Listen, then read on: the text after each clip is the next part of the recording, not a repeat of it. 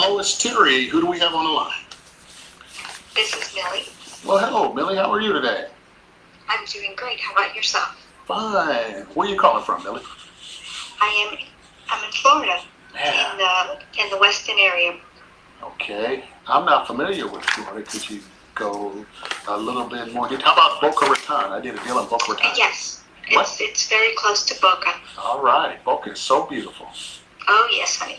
I had a note I bought there, and I had to show up for the trustee sale to protect my interest. And, man, I got, a couple hours to just kind of walk around the town. I enjoyed it. All right, Millie, what's the reason for the call today? I'm having an issue. It's a real estate-related issue.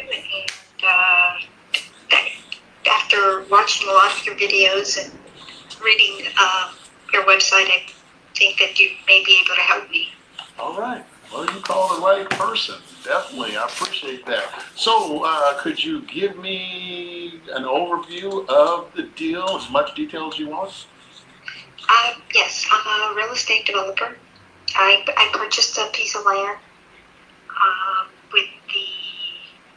I got construction financing with the bank. They were private hard money lenders, and they drained the money slowly to me for the project. In essence, they just dragged it out. They didn't disperse the money the way that they were supposed to, and what usually takes me 5 months to complete took me 18 months with them. Oh, wow. Yeah, it was a nightmare, and it's still a nightmare. They currently have, I finished the property. I haven't been able to sell the property because their payoff has been outrageous. Yep. Not only did they not give me the money the way they were supposed to give me, their payoff is a usurious payoff. Yeah, and I'm going to tell you that payoff amount, because I buy notes, there's a lot of garbage fees that they can tack on. And you're like, what? Are you freaking serious? Yes. I've had that happen to me with people that I own their note.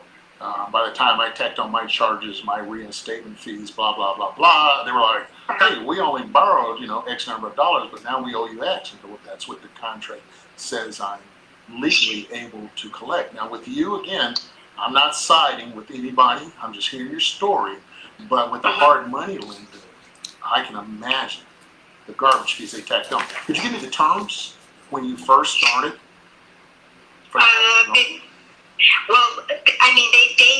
I was paying for the full amount of the money as if they would have given me the money from the beginning.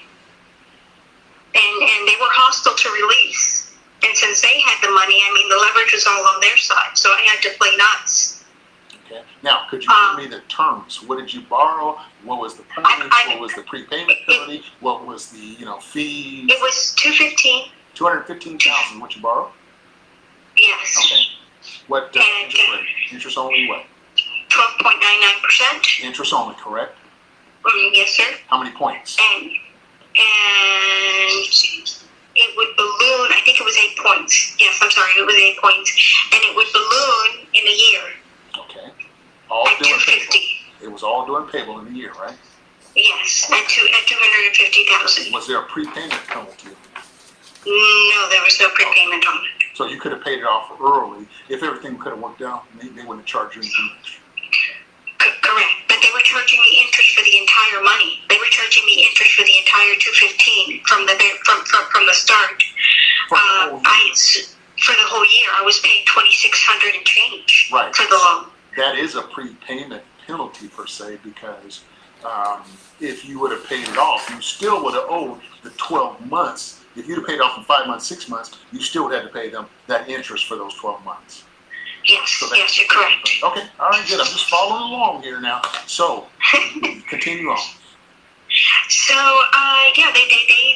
they suck. They didn't give me the money the way they were supposed to give it to me. They played a lot of games. They stopped my project for 4 months. They left me high and dry and drained for 4 entire months. They wouldn't answer my calls, return my emails. They hid behind their attorneys. They were a walking nightmare. Well, I'll tell you right now, Millie, you have a contract, and have you pursued getting a lawyer?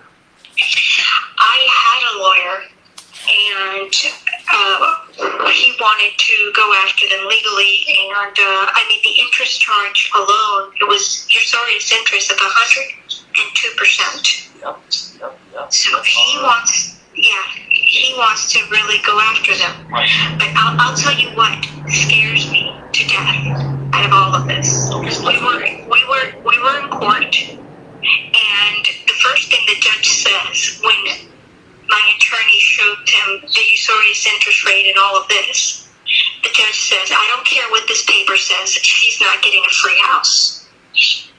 Okay, all right, that makes a little sense. I mean, again, depending on what was said. I mean, I got nothing like that. Let's go ahead and continue. I don't trust these courts or going through that process. I mean, it's ridiculous. Let me help you. Uh-huh. If you don't go through the court process, nothing matters what you're saying. They are not. You have no recourse. So there's nothing else you can do. You can't sue them, and it's going to cost you money to get a lawyer. But if you win, now let's look at this. Let me go back. Now we're going to go back to the lawyer, but I want to go back. You borrowed $215. When you finally paid them off after they did all this stuff, they did you wrong. What did you cut the check out for? I haven't paid them off. No, I still owe them the money. They haven't let me close on the house. Yeah, hold on. Well, we haven't reached an agreement yet. Hold on one second, okay? See what I'm doing? I'm going to play this back for my community, and I'm trying to teach them while me and you are on this phone. We're doing a live training also. So, for all my listeners, you got to understand this. That property is still tied up. Yes. It's been 18 months, right, Millie? It's been more than 18 months. It's been 3 years now. Oh man, boy, you guys, this thing is so ugly. It's like riding around in a taxi, and you're just telling the taxi, "Hey, we're just gonna sightsee, and you're gonna keep driving and driving and driving and driving." And if you look at the meter when you first started, and then you look at the meter and you're still just riding around, that meter is still ticking. So what that means is Millie is still on the clock and still paying, even though she hasn't went to court and she doesn't want to go to court. That is going to keep ticking and ticking and ticking, and somewhere along the line, I'm amazed they haven't took and foreclosed on the property. Hold on, Millie. Yes, sir. Hang tight. Or Millie's got to come up with an amount of money to pay them off. So this could get so ugly, and you guys are getting to hear Millie's firsthand account of what's going on. So Millie, I know I held you up. Your turn. Go. Millie, have they offered you a buyout, a settlement amount? No. Okay, see, so what they get to do, Millie, they get to drag this. See, every day that you don't come to some resolution, I know they're charging interest for it. It's costing you dearly. Now, why come they haven't foreclosed? Well, I'm in foreclosure. Okay. I'm in foreclosure, but it's like I told the judge, I'm not looking. I'm looking for a payoff, and I can't be forced to pay something that's usurious. Yeah, but here's the thing: if they send you a payoff statement and it says, Millie, it's $300,000 to pay off, and your year has gone by, if you haven't paid or if you haven't taken them to court, your clock is still ticking. So now you're so deep into this thing that it's hard to determine what you should do. If you go to court, you're losing money. You're bleeding money every day. Yeah. So to go to court is an expense that's on top of the payoff. So you need a Perry Mason lawyer that can go in there, work this judge and say, look, it's the fault of this hard money lender, and in order for Millie to come out whole, Millie should only have to pay what was due at the end of the year and all the charges. That is what she should legally be paid to be done with this company. Else, Millie loses everything. She loses everything she invested. She loses all her money. She loses the money she's paying in lawyer's fees, and she will never, ever, ever, ever be able to get out of this thing. So come on, judge. Do the right thing. Make a decision. But if you don't get a judge involved, it just goes on and on and on. Millie, I'm almost, quite frankly, to say you probably should just give them the house and hope that it goes away. But I think you're going to have tax issues also. The tax issues are going to be, hey, the hard money lender said that, you borrowed the money, you did the development, and you didn't pay, and you owe us $400,000. The IRS might consider that income. The only way you know is talk to a professional tax person. So if I can help you with anything, that's a piece of advice. But hell, if you ain't got the money, you got the money. But now if you got money in your account and you got assets, do you own any other real estate? No, sir. Okay, that's kind of a good thing. Because if it this has had me tied up. Yeah, if you had any other real estate, this is a teaching moment for all my real estate students. Right now, Millie's going to be involved in a lawsuit. And if Millie loses, and let's say Millie owes this hard money lender $300,000. I'm just picking $300,000 out of the sky. I don't know details. But if Millie owns other real estate and it's all in Millie's name, that lawsuit gets attached to all the real estate that Millie owns. So any of you out there, if you own real estate right now, it should not be in your name. You should have it in a trust like Uncle Terry's been telling you guys. Put the property into a trust, because if Millie owns 10 other pieces of real estate, that $300,000 will attach to each property, and it will not be able to be sold until Millie pays that $300,000. All right, Millie, let's keep it going. What are you gonna do with this mess you're in? Well, I was hoping that perhaps you could help me approach this lender and see if you can structure to buy the note from them in some way. Where'd you learn that at? Buying a note. Oh my gosh. The property is rented. It is rent rolling. Hey, Millie, where did you learn about buying a note? Through you, sir. My videos? You watch my videos? Yes, sir. Okay, a lot of people do that too. I appreciate that, Millie. You're so nice with that, sir. I used to be in martial arts, and we used to sir, and I think it's just the nicest of the South. I can hear that word, sir, and I'm like, man, just call me. Taekwondo here myself. You did Taekwondo? Yes, sir. All right. What degree did you work up to? 20th. Brown belt. All right. Yeah. Excellent. What do you remember your forms you do? Do you remember the No, not too much. It was about 20 years ago. Oh, okay. But here and there, maybe, if I really concentrate, I can perhaps do some stuff. All right. Was that a connection also? Was that the Taekwondo background? Was a connection with me, or did you not know that? Though we just talked. No, I didn't know that. Okay, I practiced it with, I had, my daughters, they were 10 and 9, and I thought it was something great we can all share together, so. Awesome. That is incredible. Yes. That was a great experience, wasn't it? Yes, it was. Yes, definitely. All right, so you called me because you were hoping that I could negotiate with the lender, which I'd love to do.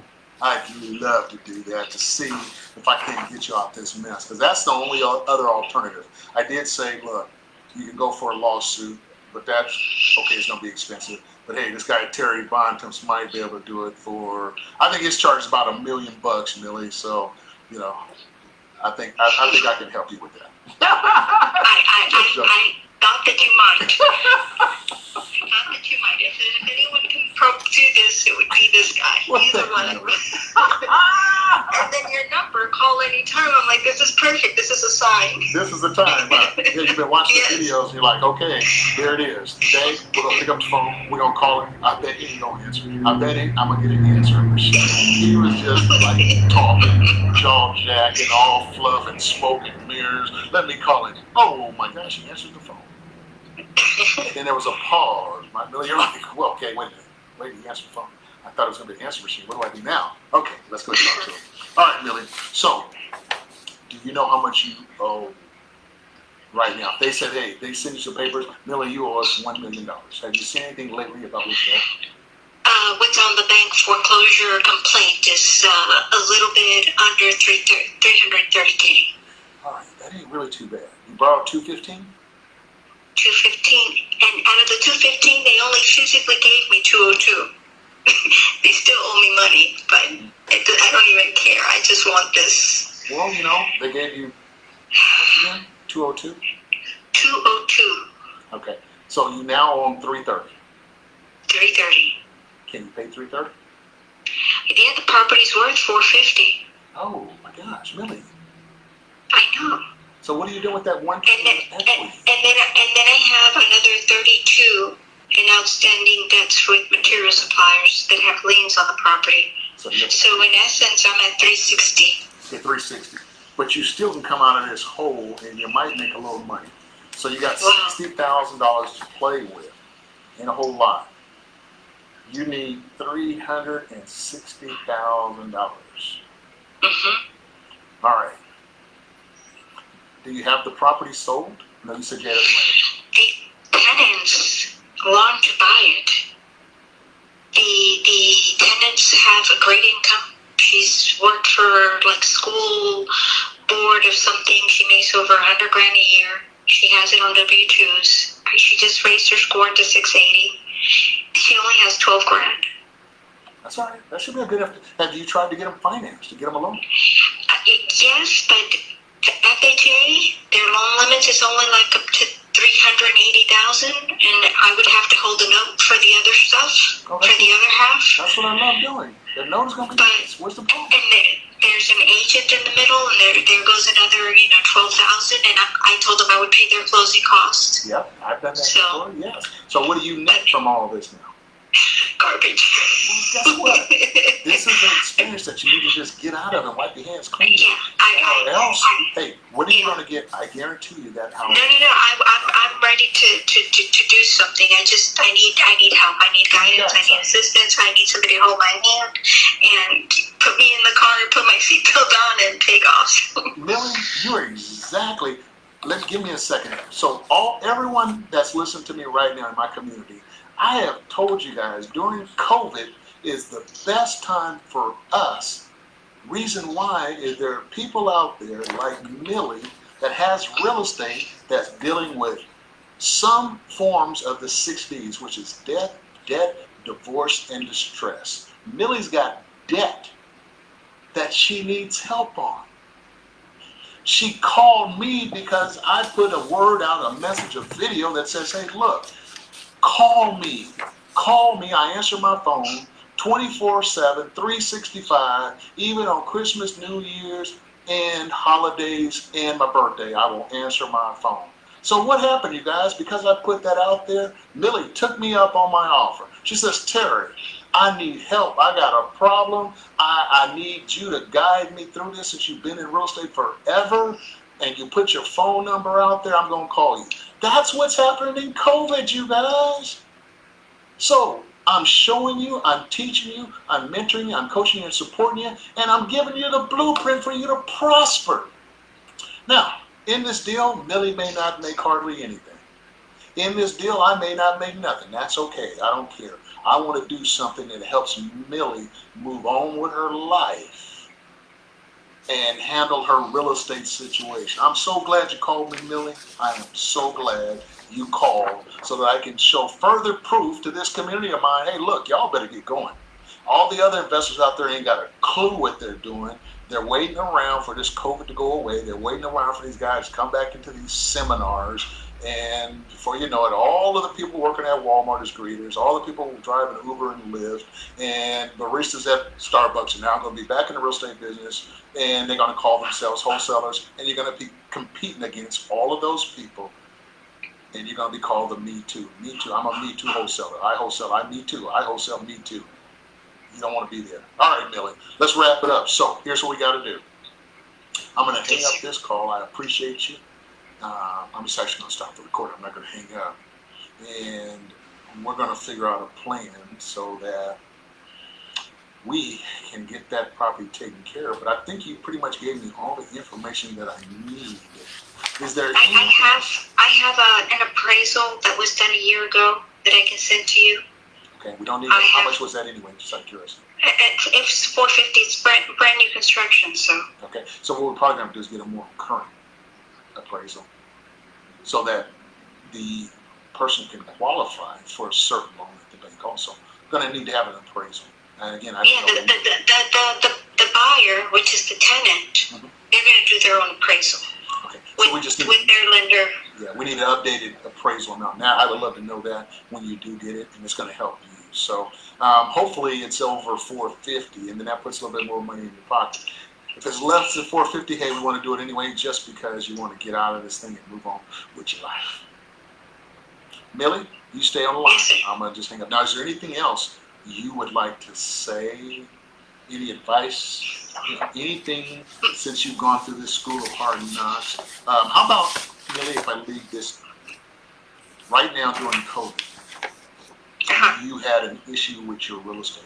Do you believe that there's other people that are dealing with COVID-related situations where they need help from some knowledgeable people also? Would you believe you're just an anomaly or just a one-time, one-shot thing? No, I mean, I of course, there's so many foreclosures going on right now. How can anyone not? You know, but it's like anything. You just try to handle it the best you can, and then you come to a cross bridge where you're like, okay, I need help. That's right. And you fight, and you look for it. Well, you know what I hear in you, Millie? I hear a lot of fight, because a lot of people would have, you know, what you just told me about, a lot of people would have just threw in the towel, put their head in the sand and said, you know what, I'm done. But over a year, 2 years, 3 years, you're still got fighting. You go, you know what? I bought it right. You bought it below market value. You did everything right. You got beat, burnt by someone. It's a hell of an experience. And my question to you is, even after you've been through all this, went through this experience, do you still have an interest in real estate? Get this thing. I can't. My shovel can't hit the dirt fast enough. Do some more. Yes. Well, why didn't you quit? Come on, I'm gonna go real deep on the mentality. Why didn't you don't quit?